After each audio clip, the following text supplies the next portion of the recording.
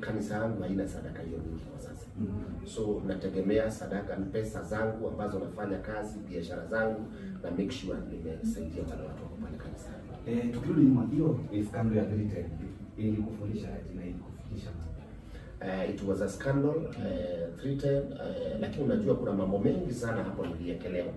Na siongei sana kuhusu hiyo mambo, lakini mambo mengi waliweka sukari, wakaniweka picture, and I was so young. Unajua at that time ni 20 years now. Wakati wa scandal mpaka leo ni 20 years. Yeah, ni 20 years. Ilikuwa 25. Inakaa kama jana lakini ni 20 years ago. Sasa mimi am 43 years. Sasa hebu toa 43 years utoe 20 years. Inakuja mara ngapi?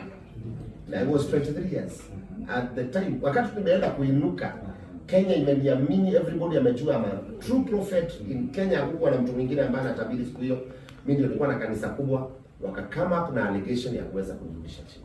But I thank God watu wananipenda.